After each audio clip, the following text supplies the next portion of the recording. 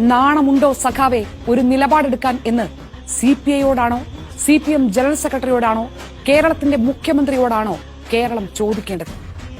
കേരളത്തെ രാഷ്ട്രീയമായി വഞ്ചിച്ച ഈ നടപടിക്ക് കളമൊരുക്കിയത് ആരാണ്? എന്തിനാണ്? ശരിക്കും ഈ അന്തർധാരയുടെ യഥാർത്ഥ ലക്ഷ്യം എന്താണ്? കേരളത്തെ വഞ്ചിച്ച രഹസ്യവും ദുരൂഹവുമായ ആ ഒപ്പ് നമ്മുടെ ആകെ പ്രശ്നമാണ്. കേരളത്തിന്റെ രാഷ്ട്രീയ പോരാട്ട ചരിത്രത്തെയാണ് പിണറായി വിജയൻ മോദി സർക്കാരിന് മുന്നിൽ ഒറ്റിക്കൊടുത്തത്. കേരളത്തിന്റെ രാഷ്ട്രീയ വിശ്വാസ്യതയെയാണ് പിണറായി സർക്കാർ എന്നേക്കുമായി ചോദ്യത്തിലാക്കിയിരിക്കുന്നത്.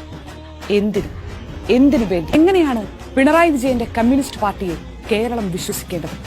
സംഘപരിവാർ അജണ്ടയെന്ന് ഇത്രയും കാലം വിശ്വസിച്ചെതിർത്ത ഒരു പദ്ധതിയെ പിണറായി അംഗീകരിച്ചാൽ, CPM ന്യായീകരിച്ചാൽ, സംഘപരിവാറിനെ എതിർക്കുന്ന കേരളത്തിലെ ജനങ്ങൾ എന്ത് ചെയ്യണം?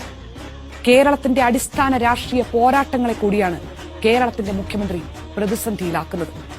CPM മുൻപെതിർത്തതിനെയെല്ലാം പിന്നീട് ഏറ്റെടുത്ത് കൊണ്ടാടും എന്ന സ്ഥിരം പരിഹാസം പോലെയല്ല ഇത്.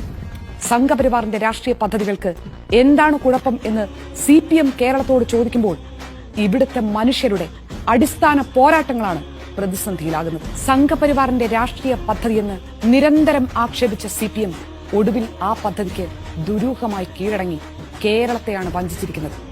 കേരളത്തിന്റെ രാഷ്ട്രീയ മനസാക്ഷിയാണ് പിണറായിയും പാർട്ടിയും പ്രതിസന്ധിയിലാക്കിയിരിക്കുന്നത്. വ്യക്തതയോടുള്ള രാഷ്ട്രീയ നിലപാടുകൾ സ്വീകരിച്ചു പോരുന്ന കേരളത്തെ ഈ മലക്കമറിച്ചിൽ എന്തുമാത്രം ആശയക്കുഴപ്പത്തിലാക്കും എന്ന ആശങ്കയേ ഇല്ലാതെ CPM നിരന്നു നിന്ന് ന്യായീകരിക്കുകയാണ്. കേരളത്തിന്റെ രാഷ്ട്രീയ പ്രബുദ്ധതയെ പിണറായി വിജയനും പാർട്ടിയും ഒറ്റുകൊടുത്തിരിക്കുന്നു.